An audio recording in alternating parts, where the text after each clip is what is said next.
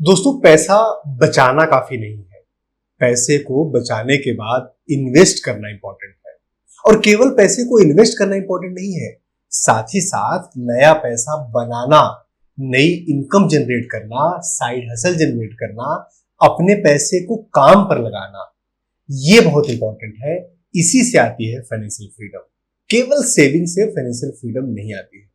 नमस्कार दोस्तों, मेरा नाम है अतुल श्रीवास्तव। आपका स्वागत है मेरे YouTube चैनल पे।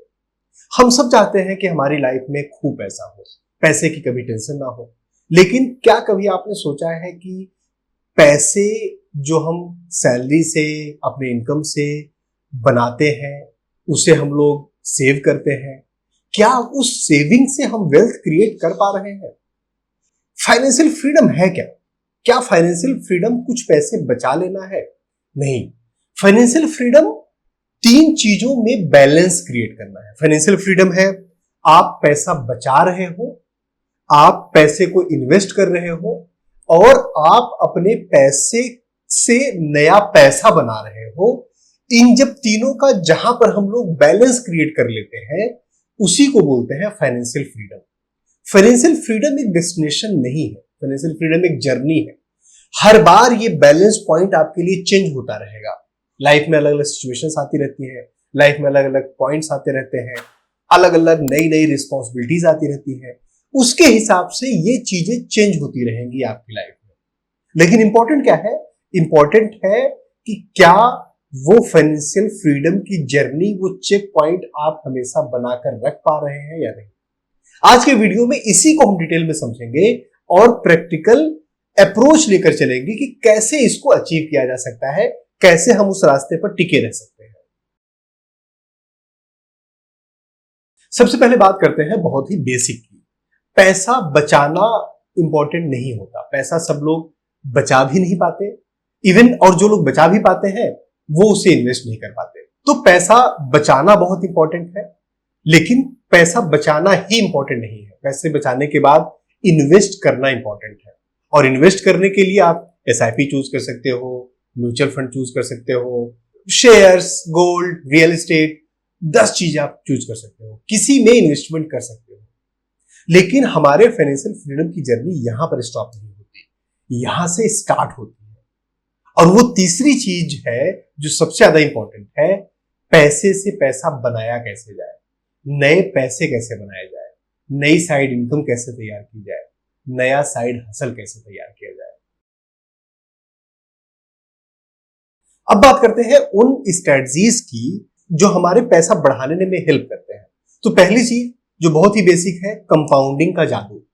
जब आप जितनी जल्दी रेगुलर, कंटिन्यूअस, लंबे समय तक इन्वेस्टमेंट करते रहेंगे, आपको कंपाउंडिंग का इफेक्ट मिलेगा।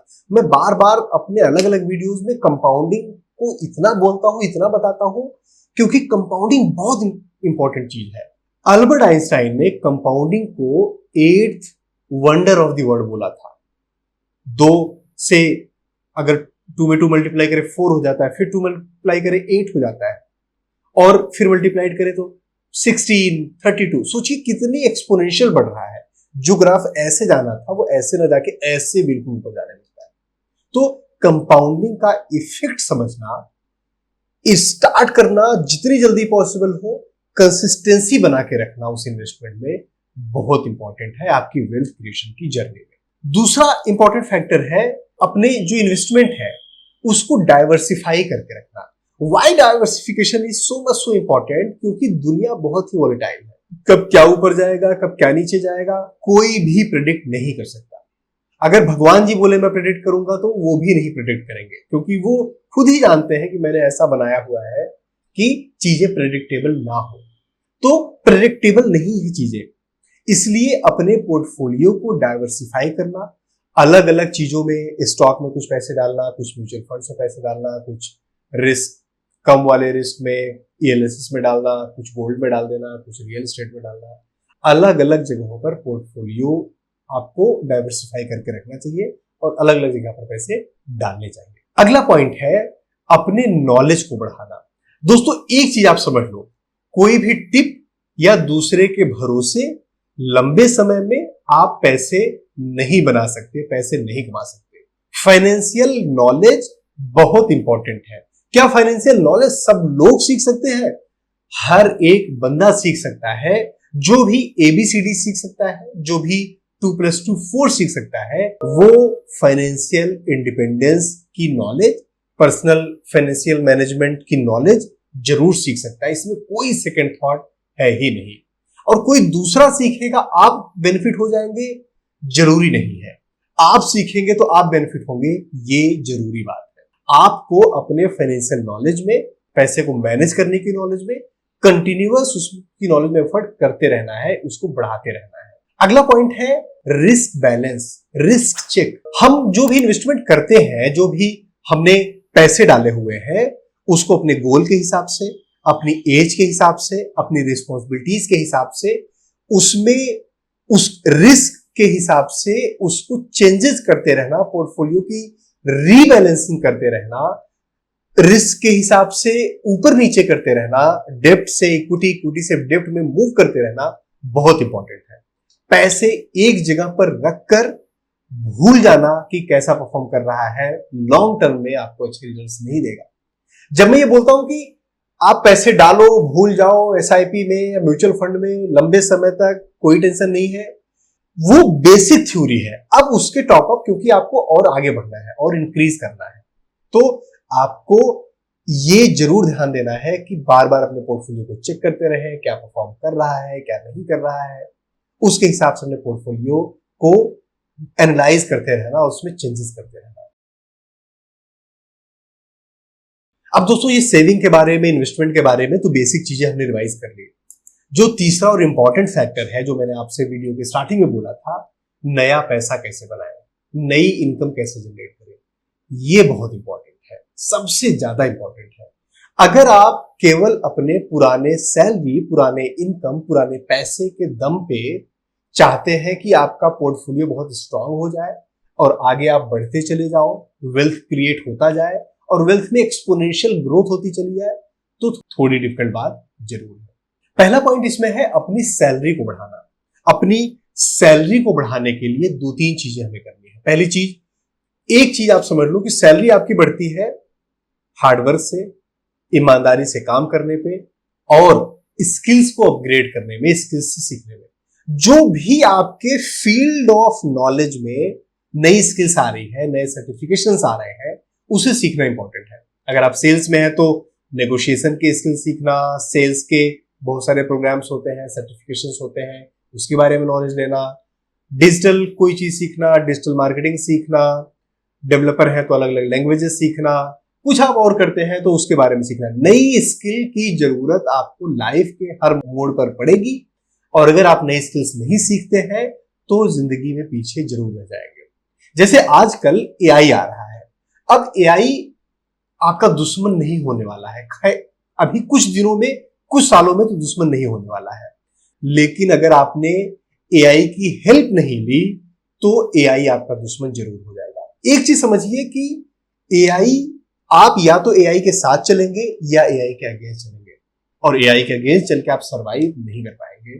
तो एआई के बारे में सीखना, चैट जीपीटी सीखना, कैसे यूज करते हैं अपनी लाइफ में, कैसे हम एआई को यूज कर सकते हैं, ऑटोमेशन कैसे कर सकते हैं, जो भी जॉब हम कर रहे हैं उसमें एआई कैसे यूज कर सकते हैं। बतेरी कंटेंट अवेलेबल है, मतलब ऐसा नहीं कि कंटेंट की कमी है कहीं पर, इतनी कंटेंट अवेलेबल है कि आप देखते देखते पागल हो जाओगे, सीखते सीखते पागल हो जाओगे, लेकिन आपको सीखना है। तो नई स्किल जरूर सीखना है, ये आपकी सैलरी इंक्रीमेंट कराता है। दूसरी, सैलरी नेगोशिएशन। आपको कभी भी डर के सैलरी के बारे में बात नहीं करनी चाहिए। आप सैलरी के बारे में बात कर रहे हैं क्योंकि आप काम करते हैं। काम लेना कंपनी का हक है, काम करना आपकी रिस्पॉन्सिबिलिटी है, लेकिन सैलरी मांगना आपका हक है। तो सैलरी मांगने में कभी भी पीछे नहीं हटना चाहिए, हेजिटेट नहीं करना चाहिए और ये नहीं सोचना चाहिए कि सामने वाला क्या सोचेगा, मैनेजर क्या सोचेगा। सैलरी जरूर डिमांड करनी चाहिए। तीसरा पॉइंट, जितनी सैलरी आपको मिलती है उससे ज्यादा काम हमेशा करना चाहिए। हमेशा लोग आपको इसका बिल्कुल ही ऑपोजिट देंगे कि भाई जितनी सैलरी मिलती है उतना ही काम करके दो। नहीं, अगर आपको लाइफ में आगे बढ़ना है, अगर आपको लाइफ में कुछ बड़ा करना है, अगर आपको रिस्पॉन्सिबिलिटी लेकर डिजिग्नेशंस में ऊपर जाने हैं, सैलरी में ऊपर जाना है, रिस्पॉन्सिबिलिटीज और अकाउंटेबिलिटी आपके पास नहीं आए, तो जितनी सैलरी आपको मिलती है उसके हिसाब से काम नहीं करना है, जितना आपका पोटेंशियल है उतना काम करना है। जब अपने अपने पोटेंशियल के हिसाब से काम कर पाएंगे तो अगली बार आप हक से मान पाएंगे। एक चीज, मैं 15 साल से कॉर्पोरेट में हूं, मैं आपको बता दूं, ढंग के बंदे ढूंढने से नहीं मिलते। मुझे हायरिंग करनी होती है, मुझे अलग अलग रोल्स के लिए, रिस्पॉन्सिबिलिटीज के लिए बंदों के इंटरव्यूज लेने होते हैं। मैं जानता हूं कि अगर कोई अच्छा बंदा जो अच्छा आउटपुट दे रहा है, उसके अंदर पोटेंशियल है, केवल ये बात नहीं, अच्छा आउटपुट भी दे रहा है, अगर वो अच्छी सैलरी डिमांड करता है तो मैं कोशिश करता हूं कि उसे रिटेन करूं, मैं नए बंदे को हायर ना करूं। तो ये चीज अपने दिमाग में बिठा के रख लीजिए, सैलरी मांगने से बढ़ेगी और कभी भी जितनी सैलरी मिलती है उतना काम नहीं करना है, जितनी सैलरी मिलती है उससे ज्यादा काम करना है, जितना आपका पोटेंशियल है उतना काम करके देना है। तो पहला हो गया, अपनी सैलरी को बढ़ाओ। दूसरा, साइड इनकम शुरू करो। हर किसी को मैं ये हमेशा बोलता हूं, कम से कम 2 इनकम स्ट्रीम जरूर बनानी चाहिए। अभी आप लाइफ के किसी भी स्टेज पे हो, आपको एक से ज्यादा इनकम स्ट्रीम जरूर बनानी चाहिए। 2 बना सकते हो, 3 बना सकते हो। कैसे? डिविडेंड वाले शेयर लो, वहां से आप बना सकते हो। आप कोई साइड हसल स्टार्ट करो, कुछ शेयर मार्केट में ट्रेडिंग आप सीख सकते हो, कर सकते हो, वो करो। आप फ्रीलांस पे, फाइवर पे बहुत सारी वेबसाइट्स है, इन पे अपने आप को रजिस्टर करो, अपनी कुछ सर्विसेज दे सकते हो। आपकी कुछ तो स्किल होगी, कुछ तो ऐसी बात होगी जो आप काम करते होगे, कोई ना कोई तो स्किल जरूर होगी। और अगर स्किल नहीं है तो सीखना कौन सी बड़ी बात है। हर कोई सीख सकता है, और हर कोई सीख सकता है तो हर कोई अर्न भी कर सकता है। अगर आपकी सैलरी 20,000, 25,000, 40,000, 1 लाख रुपए कितनी भी है, आप साइड इनकम से हर महीने 5 से 10,000 रुपए बनाने लगे और कंटिन्यूसली 3 महीने 4 महीने आपने बनाए, आप देखेंगे आपके अंदर एक अलग ही कॉन्फिडेंस आएगा, एक अलग ही जलवा आपको लगेगा, गजब मजा आ गया। फिर आपका दिमाग दौड़ेगा। तो साइड इनकम बनाना कोई बुरी बात नहीं है। बिल्कुल आपको थोड़ा सा ये ध्यान देना है कि जिस चीज में आप काम कर रहे हो कंपनी में, सेम चीज आप नहीं करो साइड इनकम में। चोरी नहीं करो, ठीक है, क्लाइंटल मतलब ये सारी चीजें आपको ध्यान देनी पड़ेगी। जो बेसिक एथिक्स है उसमें मैं क्या ही ज्ञान दूं, लेकिन सेकंड इनकम स्ट्रीम आपको बनानी पड़ेगी। तीसरा तरीका हो सकता है कुछ पैसिव इनकम के सोर्सेज बनाओ, कुछ पैसिव इनकम का तरीका बनाओ। साइड हसल और पैसिव इनकम में डिफरेंस होता है। साइड हसल ऐसा हसल होता है या साइड इनकम ऐसी इनकम होती है जिसमें आप कुछ काम करते हो, उसके एवज में, उसके बदले आपको कुछ पैसे मिलते हैं। लेकिन पैसिव इनकम ऐसा होता है जिसमें आप कुछ पैसे इन्वेस्ट करते हो, कुछ पैसे डालते हो, या कुछ ऐसा सिस्टम बनाते हो, या कुछ ऐसा प्लेटफॉर्म बनाते हो जिसके थ्रू ऑटोमेटिकली आपको पैसे आते हैं। आपको उसमें हर बार काम नहीं करना है। जैसे आपने कोई प्रोडक्ट बनाया, आपने कोई ई बुक लिखा, आप टीचिंग करना जानते हैं तो कुछ यूट्यूब पे वीडियोस और ट्यूटोरियल बनाए, कुछ आपने कोर्सेज बना के लॉन्च किए। कोई भी ऐसी चीज, या आपने रेंटल प्रॉपर्टी खरीदी, आप एक घर में रहते हैं, उसी के का एक कमरा आप रेंट पे उठाने लगे। कोई भी ऐसी चीज जो आप मैनेज कर सकते हैं इजिली, जो आप बना सकते हैं इजिली और उसको एक प्लेटफॉर्म पे डाल सकते हैं, वहां से आपको पैसिव इनकम क्रिएट करने की कोशिश जरूर करनी चाहिए। अगर आपने कोशिश की 2 बार, 4 बार, 6 बार फेल हो गए, कोई बड़ी बात नहीं है, कोई बुरी बात नहीं है। आपने कोशिश नहीं की, यकीन मानिए जब आप 40-45 साल की एज पे होंगे, 10 रिस्पॉन्सिबिलिटीज आपके पास होंगी, आप रिग्रेट जरूर करेंगे। और सब लोग नहीं होते जो अपनी एज के 40s में पहुंचने वाले हो और फिर भी कंटिन्यूअस लगे रहे काम करने में। मैं अपने 10 दोस्तों को ऐसे जानता हूं जिनके अंदर एंथू था स्टार्टिंग में, और अब उन्होंने उस टाइम पे नहीं किया, अब वो नहीं कर पाते, अब उनका मन नहीं करता क्योंकि उस समय उन्होंने इग्नोर किया। तो इग्नोर नहीं करना है, एफर्ट मारना है। फेल होना, पास होना, आएगा नहीं आएगा, अरे फिर उसको करेक्शन करेंगे। वो एक है कि अगर सफल नहीं हुए तो क्या हुआ, कुछ तजुर्बा होगा टाइम्स। तो वो चीज आपको ध्यान में रखनी है, अपने दिमाग में डाल के रखना है। अगली चीज हम कर सकते हैं, अपने इंटरेस्ट को या अपने हॉबी को अपने इनकम सोर्स में कन्वर्ट करना। हर एक बंदे के पास कुछ न कुछ हॉबी जरूर होती है, कुछ न कुछ इंटरेस्ट जरूर होता है। जैसे कोई फोटोग्राफी में मजा आ रहा है, किसी को लिखने में मजा आता है, कोई गाना गाता है, कोई गिटार बजाता है, कुछ न कुछ जरूर करता है। आज का समय ऐसा है, डिजिटल युग ऐसा है, डिजिटल प्लेटफॉर्म्स ऐसे हैं, आप अपने किसी भी हॉबी को, जब मैं किसी भी बोल रहा हूं, मैं बहुत ही सोच समझ के, रिसर्च करके, बहुत ही डिटेल में एनालाइज करके बोल रहा हूं। किसी भी हॉबी को इनकम में कन्वर्ट कर सकते हैं। आपको प्रोसेस बनाना पड़ेगा। मेरे बहुत सारे वीडियोस हैं कैसे हॉबी को इनकम में कन्वर्ट करें, उसको आप देख सकते हैं। अदरवाइज सर्च करेंगे, बहुत सारा कंटेंट आपको मिल जाएगा। फोटोग्राफी आपको आती हो, डिजाइनिंग आती हो, आप अच्छा लिख सकते हैं, कुछ भी जिसमें आपको मजा आता हो। क्योंकि जब आप मजे वाली चीज को इनकम में कन्वर्ट करने की कोशिश करते हैं ना, तो आपको वो मेहनत नहीं लगती।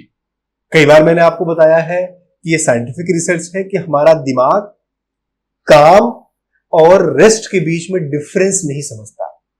क्या काम है, क्या इंटरेस्ट की चीज है, क्या हॉबी है, इन सब चीजों में कोई डिफरेंस हमारा दिमाग नहीं समझता।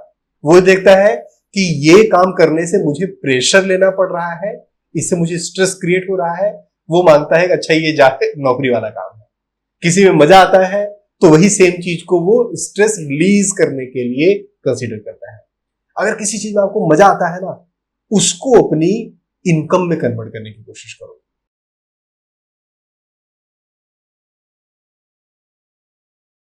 माइंडसेट बहुत इंपॉर्टेंट है। इतना इंपॉर्टेंट है कि मैं ये कहता हूं कि ऊपर की जितनी भी चीजें मैंने आपको बताई ना, अगर आपका माइंडसेट सही नहीं होगा, माइंडसेट आपका क्लियर नहीं होगा, डिफाइंड नहीं होगा, बिल्कुल सेट क्लियर एक डायरेक्शन वाला नहीं होगा, तो आप ये चीजें कर ही नहीं पाओगे। माइंडसेट सही होना, एक सोल्यूशन सेंट्रिक माइंडसेट होना, हार्डवर्क सेंट्रिक माइंडसेट होना, ये बहुत इंपॉर्टेंट है। अपने कंफर्ट जोन से निकलना, अपने लिए एफर्ट मारना, मेहनत करना बहुत इंपॉर्टेंट है। तो अपने माइंडसेट को जरूर चेंज करना है।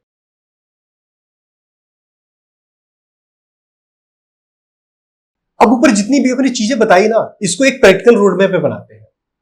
अपनी स्किल्स को हम लोग इंप्रूव करेंगे, अपनी सैलरी को नेगोशिएट करेंगे, हम लोग अपनी इनकम का 10% हिस्सा अपने स्किल सीखने में, अपने हॉबी डेवलपमेंट में, साइड इनकम बनाने में लगाएंगे। हम नई चीजों को सीखेंगे, हम अपने इन्वेस्टमेंट पोर्टफोलियो को सही करेंगे, रीबैलेंसिंग करेंगे, चेक करेंगे। हम एक डिफाइंड डायरेक्शन में आगे बढ़ेंगे। हम अपने माइंडसेट को सही रखेंगे, हम हार्डवर्क से नहीं पीछे हटेंगे, हम छोटे छोटे हॉबीज और बेसिक्स पे ध्यान देंगे, हम अपने कंफर्ट जोन में नहीं फंसेंगे, हम ईएमआईज के ट्रैप में नहीं फंसेंगे। अगर ये चीजें आपने कर ली तो इतना आसान है, इतना आसान है फाइनेंशियल फ्रीडम की जर्नी पर चलना, कि जैसे आप आराम से बिल्कुल अपने घर में चहलकदमी कर रहे हो, अपने घर में चल रहे हो।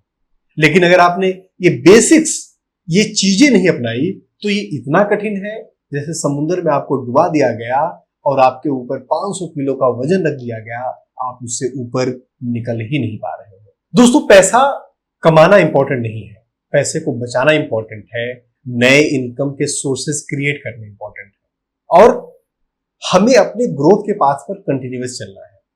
हमारा एक लक्ष्य होना चाहिए, उस तरफ हमें कंटिन्यूअस चलना है, और इस तरीके से चलना है कि उसे चलने में हमें मजा आए। हम अपनी जिंदगी को ना भूलें, हम अपनी जिंदगी को जीते हुए चलें, अपनी हेल्थ को कभी कॉम्प्रोमाइज नहीं करें, अपने घर वालों की खुशियों को, घर वाले के टाइम को कॉम्प्रोमाइज नहीं करें।